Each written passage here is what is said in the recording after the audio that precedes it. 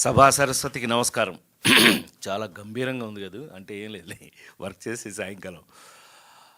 ఇవాళ నేను ఇక్కడ ఉండడానికి కారణం, జనరల్గా మీరు నన్ను ఫంక్షన్లో నేను వచ్చేసి నేను 46 ఏళ్ళ నుంచి పనిచేస్తాను, అందుకని సీనియర్ అలాంటి నన్ను ఎప్పుడు చూసుంటారు మీరు.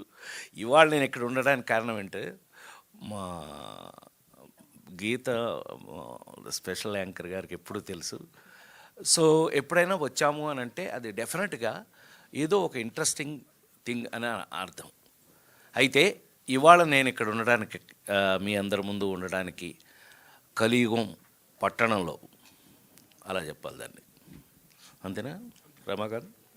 కరెక్టే, కలియుగం పట్టణంలో. కొంచెం అర్థం చేసుకుని నటించే నటుల్లో నేను ఒకళ్ళండి, అందుకని. సో ఇవాళ నేను ఇక్కడ ఉండడానికి కారణం రమాకాంత్ కాదు, విశ్వ. రారా ఇట్రా. మీరు గాడ్ బ్లెస్ యూ. మీరు ఒక చిన్న నీలకంఠ ఏమనుకోద్దు, గుర్తు చేస్తా. ఆ నలుగురు సినిమా ఏందాము రావు, గుర్తుందా? ఆ నలుగురు సినిమా మీ అందరికి గుర్తుండే ఉంటుంది.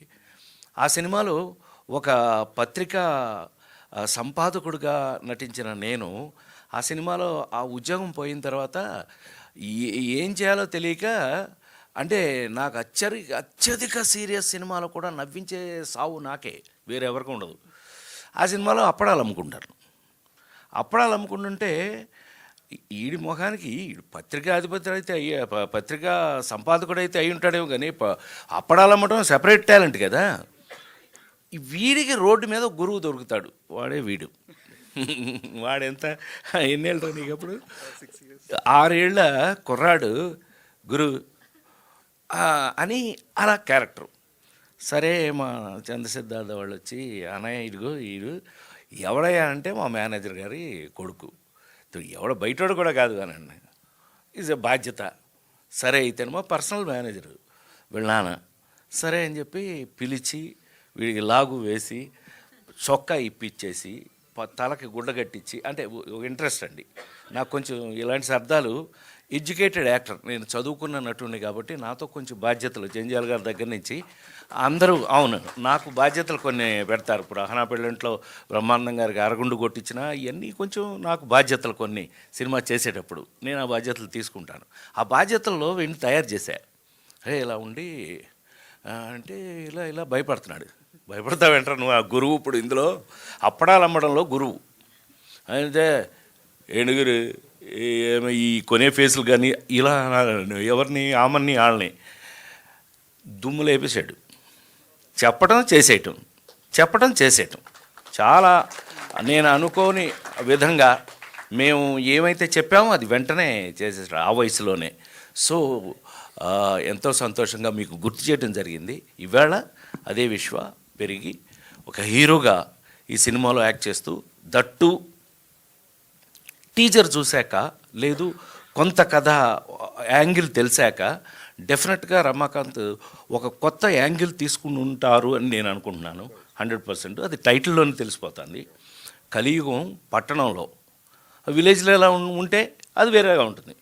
సో ఇది పట్టణంలో, ఆ విధంగా తీసుకుంటే డెఫినెట్గా ఇది ఇంట్రెస్టింగ్గా ఉంటుంది అని నాకు అనిపించి, నాకు అటాచ్మెంట్ మా పర్సనల్ మనుషులే.